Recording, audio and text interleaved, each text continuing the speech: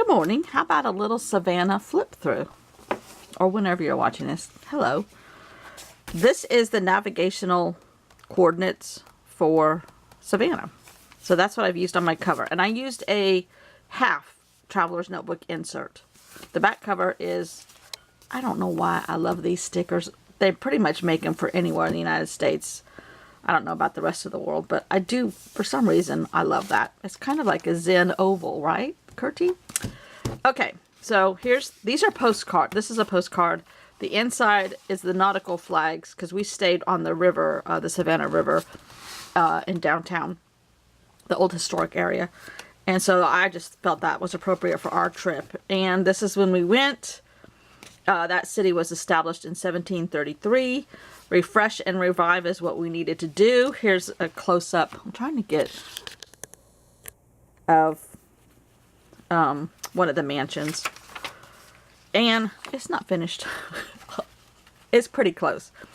This I'm going to use a painting that I did of the map of the drive that we did on the way down there. It's about 2 hours from our house south. And we did it on an alternate highway rather than the old road, rather than the interstate and lots of traffic. But I made it in my Hobonichi, and I'm just going to photocopy that and put it here. Oh, maybe we are doing this a little too prematurely. My husband went to the Railroad Museum, and I went to Dick Blick's art. We split up, and then we met back for lunch. So I just documented Dick Blick's. This is a really nice Dick Blick's. We stayed at the River Street Inn, which had a lot of controversial posts and I don't research on Yelp or anything like that. We just fly by the seat of our pants, as you can tell. But it's right on the river. It was definitely not the cheapest hotel. It's an old building, but it was convenient. It's right there. And there were lots of reviews that they had poor service from this and poor service from that. Well, I don't expect to be treated like a queen. I want a nice clean bed, and I want a nice clean bathroom. That's it. And a nice internet charge. And that's what we got. And it was fine. There are 2 restaurants right here, Huey's and Tubby's. They were good. And then this is the Savannah River Bridge that we crossed over. It's called the Talmadge Memorial Bridge, and it was made in 1953, but it was updated in 1991. This is a map of some of the city bus tours that you can take, and we did take that because parking is rough and parking is expensive. So we used, as I do in New York, a hop-on, hop-off trolley system to get where we wanted to go. And it works for us. It worked for us before New York. This is not finished. Okay, this is starting. And I printed this picture that needs to go in here, just on paper. Savannah has had a lot of movie stuff done there. Forrest Gump was filmed there. A movie with Julia Roberts was filmed there. She's from Georgia. And Midnight in the Garden of Good and Evil is obviously from there and filmed there. Johnny Mercer, who is a famous lyricist and composer. Now I was going to put his picture right here. He was a co-founder of Capitol Records here in the United States. He did over the lyrics for 1,500 songs. He was nominated for 19 Academy Awards, won 4. He's done all kinds of songs. Jeepers Creepers, Ain't We Got Fun, Moon River, from Breakfast at Tiffany's, Hooray for Hollywood, Fools Rush In, That Old Black Magic, My Huckleberry Friend, and I mean tons more. He's from Savannah. Then I kind of am going minimalist. This is minimalist for me. This is going to be more about the Revolutionary War and the founding of Savannah. So I put some of the older buildings in here. I have to do my journaling still. And then this is more of the Civil War side, which there wasn't a lot in Savannah. This was the hallway in our hotel. This really old. You know what? I didn't go back out, did I? Sorry. I'm going to do this. This really old brick building. And I just thought it was cool that it had all these brick pillars. The moss and the oak trees in Savannah. There's nothing like it, in my opinion. This is Telfair Museum. And Telfair family was pretty prominent family in the Cotton days.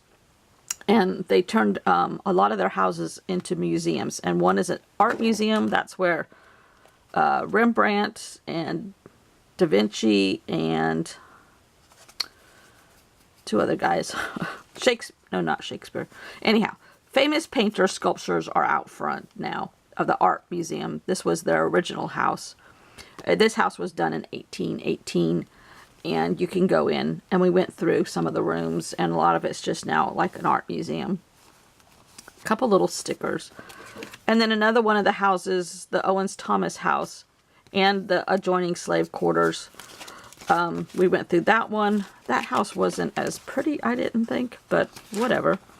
It was interesting, the slave quarters, and the most interesting part was a family, and please don't take this wrong, of African American heritage were from Washington State, and they had been 7 generations in Washington State. They left Mississippi and she said they were moved. So I don't know if generations past were purchased as slaves and taken to Washington State to pick beans.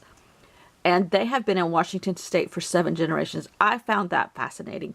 Some of the old furniture, in the cooking area, there was an old, beautiful, old white porcelain sink. She said her grandmother had one. An old, huge cooking pot that you cooked over a fire. She had one of those. And it just brought back a lot of memories. And so she and I started talking. And this was a great-grandmother, and a family, a 4-generation family that was going through the museum. There was a teeny tiny newborn baby, 2 months old. Not the right environment for a newborn, but and that baby's mother, and then that girl's, the mother's mother, and then this couple, that they were the great grandparents. And it was just fascinating talking to her. And they had the slave accommodations, the slave quarters. They had their sleeping arrangements, but they were old antique quilts. So she and I started talking about antique quilts to begin with, and then she started talking about how their family got to Washington State. I found that fascinating. That I don't know how to say this without being politically incorrect. I guess I need more education on the matter, but I found it fascinating that slaves, which at the time, I don't think they were slaves. I think they were taken up there, but they may have had options, and they wanted to get out of Mississippi, rightly so, at that time, right after the Civil War. Because even though slaves were free, there was nothing for them to do, and they were still treated terribly. That's why I'm not historically correct, I'm sure, but a lot of people went north to work in factories. Because they had better options up there, better salaries. But anyhow, this family somehow made it to Washington State. I just found that fascinating. This is the Owen Thomas house. This is where she and I were talking. And this is one of the beautiful old quilts in the slave quarters. It's like, oh. And then the flowers and this. Oh, we saw a pomegranate tree. I've never seen a pomegranate tree. Can you see that little tiny picture? It's growing pomegranates. And anyhow, I wrote a little bit about it. I wrote a little bit about that lady. And then this is the art in Savannah, which I wrote Charleston because that's just where I go. So I got to correct that. But art in Savannah is very prevalent in all kinds of forms. It's beautiful. More about the ports. Yes, this pocket is upside down, but it's going to work. So we saw Savannah is one of the 4 most active ports in the United States. This is all the title charts that I used as my background. I took a movie on Instagram and I put some pictures from it there. This is out of a brochure really for a museum, a maritime museum, but I put it there. This is about all the squares and how the Savannah is laid out in all the squares. And just a couple pictures of beautiful churches and da-da-da-da-da. Savannah is a very haunted city. I'm not per se into the ghosts, but it's kind of cool to keep it represented. Then all the foliage in Savannah. This is a typical picture of a square, and that is completely what it looks like. These gorgeous fountains a lot of times, or statues, think there's 20 squares in Savannah. More of the pomegranate trees. The moss, I love moss. And even though it has nasty bugs in it. And it's related to the pineapple. Did you know that? I didn't. Just a little bit of Savannah stuff here and there. This is about a great chef that has a restaurant in Savannah and how she went from nowhere to winning a James Beard Award, which is extremely prestigious. We went to the little historical museum by the railroad station. And there was a quilt display in there. So I haven't written about it yet, but I'm getting there. More architecture stuff, not written about yet.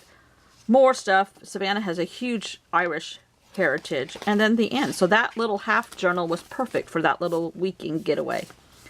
And I have to work on it still, but that's much farther along than my previous trips to Savannah or the Grand Canyon or other places that I have found journal stuff to do that I haven't made yet. Okay, so today that's it. That's it. I'm going to cut this video off, post 2 videos for Tuesday. Lucky you, you get to hear me twice.